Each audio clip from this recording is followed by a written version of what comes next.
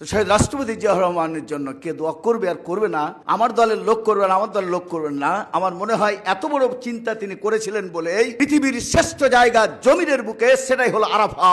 মানে আমার দল আসবে কিনা ভবিষ্যতে আর বলতে পারবো না, কিন্তু পৃথিবীর সমস্ত মানুষ আসবে আরাফার মাটিতে, তাদের একটু ছায়ার ব্যবস্থা করার জন্যই তিনি নিমের গাছ লাগিয়েছেন। এটাকে কোরআন কি বলছে? কোরআন বলছে আল বাকিয়াতুস সালেহা, কোনো মার্কা দিয়ে জান্নাত যেতে পারবে না। মার্কা যদি থাকে, আমলের মার্কা হলো আমলে সলে, নেক আমলের মার্কা। মানুষকে ঠগিয়েছেন কিনা, এক কথায় পাপ করেছেন কিনা, যার্রা পরিমাণ পাপ আপনার দেহের ভিতরে আছে কিনা। এই জন্য ইমাম বুখারী রহমতুল্লাহ আলাইহি প্রথম নম্বরে বাব বাঁধলেন ইন্নামাল আমালু বিন্নিয়াত। কেন আলেম হয়েছিলেন বলেন আপনি? বলে আলেম হয়েছিলাম এই জন্য, আল্লাহ পাক বলে জাহান্নামে যাও। বক্তা হয়েছে কি জন্য? জাহান্নামে যাও।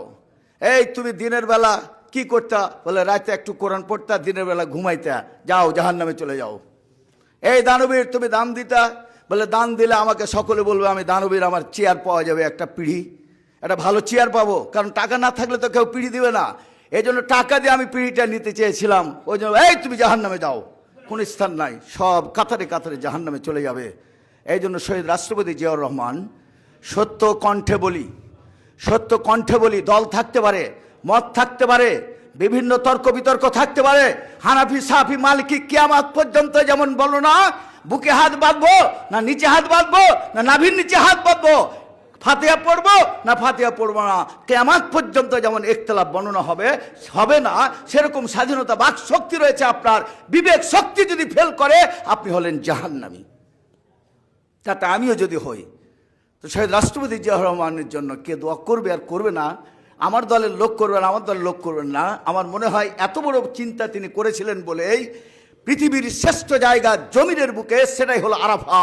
মানে আমার দল আসবে কিনা ভবিষ্যতে আর বলতে পারবো না, কিন্তু পৃথিবীর সমস্ত মানুষ আসবে আরাফার মাটিতে, তাদের একটু ছায়ার ব্যবস্থা করার জন্যই তিনি নিমের গাছ লাগিয়েছেন। বুঝতে পেরেছেন?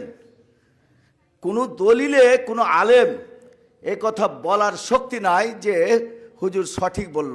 তাহলে তিনি একটা ভালো কাজ করেছেন, আর তার মৃত্যু নিয়ে আপনারা খারাপ কথা বলছেন। যে কথাটা যদি সত্য না হয়, মিথ্যা চিন্তা ভাবনা যদি করেন, তাহলে মিথ্যা চিন্তার করার কারণে একটা প্রতিশোধ নেবে আল্লাহ, যে আপনার অতীতের আমল সমস্ত গুনাহগুলি কেটে নেবে, আর আপনার নেকিগুলো কেটে নিয়ে, আর ওই গীবত চর্চার কারণে আপনার ওই সমস্ত নেকি কেটে নিয়ে গুনাহগুলো আপনার ওজনে সিম কাটে ভরে দেওয়া হবে। আমার মনে হয় খুব সংক্ষিপ্ত আকারে সময় দিয়েছেন সভাপতি। যেটুকু বলেছি যদি বুঝার হয় তাহলে বুঝবেন।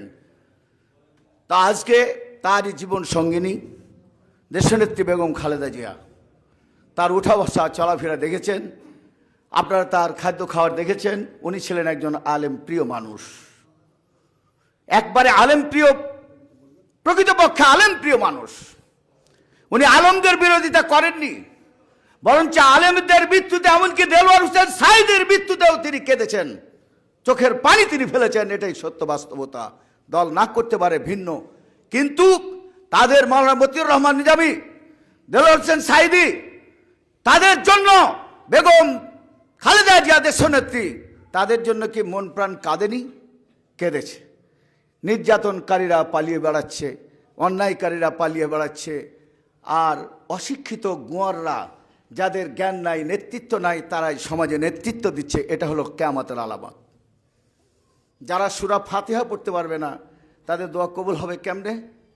যারা নামাজের রুকু সিজদা করতে পারবে না, তাদের দোয়া হবে কেমনে? যারা নিয়াত সহি করতে পারবে না, তাদের দোয়া হবে কেমনে?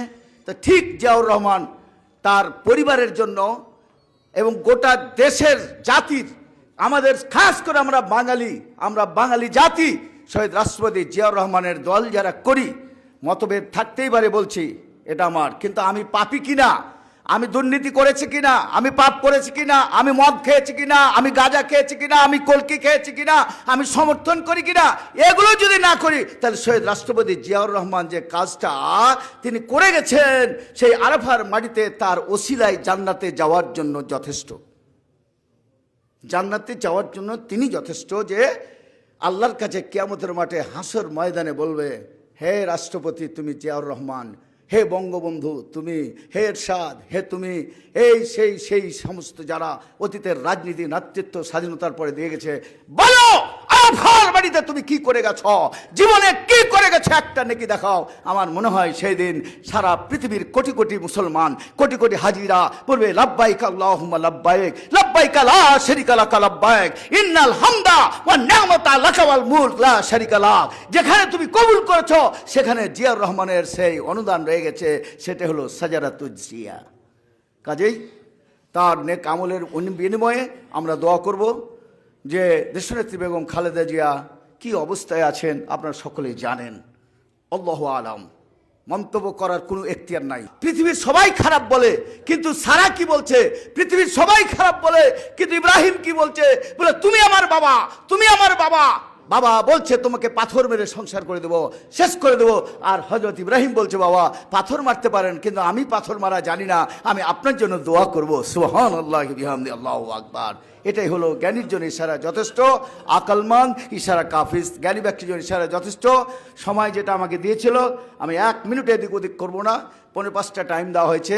সম্মানিত সভাপতিকে ধন্যবাদ জানাই যে ভাই আপনি যেটা করে যাচ্ছেন, বড় মনের কথা, বড় চিন্তা কথা, দেশের জন্য এবং মানুষের সেবার জন্য যে খেদমতের উদ্দেশ্য, আপনার আল্লাহর উদ্দেশ্য, আল্লাহ আপনাকে কবুল করুন, আমিন। যে একজন মানুষের জন্য, মানুষের জন্যই রহমত কামনা করবে, মানুষের জন্য হায়াতে তৈয়বা কামনা করবে। আর না হলে মানুষ এই কথাই বলবে আর কষ্ট সহ্য করতে পারি না। তোমার ফয়সালা যদি থাকে দেশনেত্রী বেগম খালেদা জিয়াকে তোমার কাছে নেওয়ার, তাহলে তোমার ফয়সালার উপর দিয়ে কোনো ফয়সালা নাই। তোমার উত্তম ফয়সালা তাকে ইমানের সহিত তাকে পৃথিবী ছাড়ার তুমি ব্যবস্থা করে দাও। আর যদি তুমি চাও জনগণের খেদমত বাংলার জমিনে হবে, তাহলে তুমি হায়াতে তৈয়বা দান করে তাকে দাও। এই দুটি দোয়া ছাড়া আর কিছু বলার আমার নেই। আমি সকলের কাছে দোয়া চাচ্ছি, এবং সকলের কাছে যদি জোর গলায় কোনো কথা বলতে কষ্ট পেয়ে থাকেন আমাকে ক্ষমা দৃষ্টিকোণ দেখবেন। কোরআন হাদিসের বাইরে কথা বলিনি, আর যাহা দলিলে আরাফার মাটিতে, তাই আপনাদের সাক্ষ্য প্রমাণ দিয়েই আমি আমার আলোচনা শেষ করলাম। ওয়াল আখির দাওয়ানা আলহামদুলিল্লাহি রাব্বিল আলামিন।